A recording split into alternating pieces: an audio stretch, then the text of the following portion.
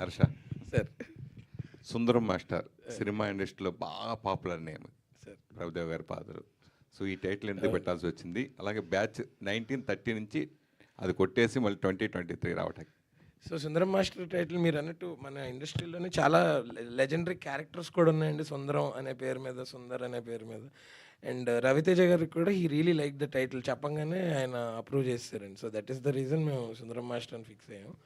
And మీరు అడిగారు చూడండి, అదే రీజన్ కావాలని మీరు అక్కడ స్ట్రాంగ్ రీజన్ ఉంది దానికంటే. And it holds the almost the crux of the film అది.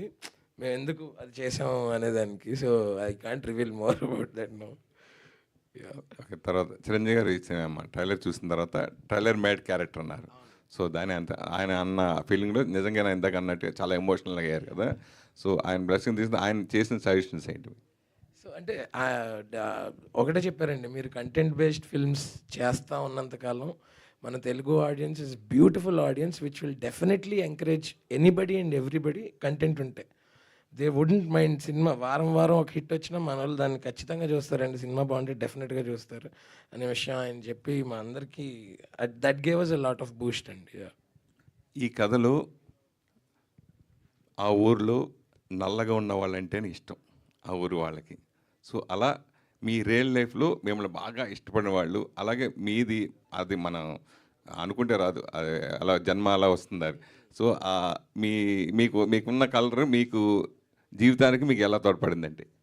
నేను ఫస్ట్ దాని గురించి ఏం రిగ్రెట్ అవ్వనండి. అంటే నేను ఎలా ఉన్నా సరే నేను నాలాగా ఉండడం అనేది ఇంపార్టెంట్ అని ఫీల్ అవుతుంటాను. నేను నాలా ఉన్నందుకే నన్ను చాలామంది ఇష్టపడ్డారు, లేకపోతే నా చుట్టూ ఉన్న వాళ్ళు ఇవాళ నాతోటి ఉన్నారు. So I don't think size, colour or anything should be a matter. అంటే నా ఒక్కడికి కాదు, ఇది చూస్తున్న వాళ్ళందరికీ చెప్తున్నా. People who are inferior and people who are fighting their own battles without telling anybody that దేని గురించి అయినా ఇన్ఫీరియారిటీ అవ్వచ్చు, అది అకాడమిక్స్ అవ్వచ్చు, ఫిజికల్ అపియరెన్స్ గురించి అవ్వచ్చు. సాల్వ్ చేయలేదంటూ ఏ ప్రాబ్లము లేదు. అంతా మనం జస్ట్ మొన్న కూడా చెప్పాను, కూర్చుని రిలాక్స్ అయ్యి ఆలోచిస్తే దేనికన్నా సొల్యూషన్ ఉంటుంది. మీరు అన్నట్టు ఇనిషియల్గా నాకు కొంచెం ఇన్ఫీరియారిటీ కాంప్లెక్స్ ఉండేది because of the appearance.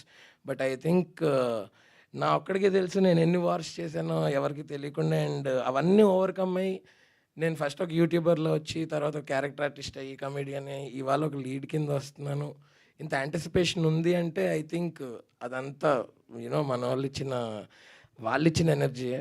So I will definitely నేను చేయగలిగేది అంటే నేను చేసే పనులేంటి, నేను చేయగలిగే సినిమాల ద్వారా అది వాళ్ళకి తిరిగిస్తాను.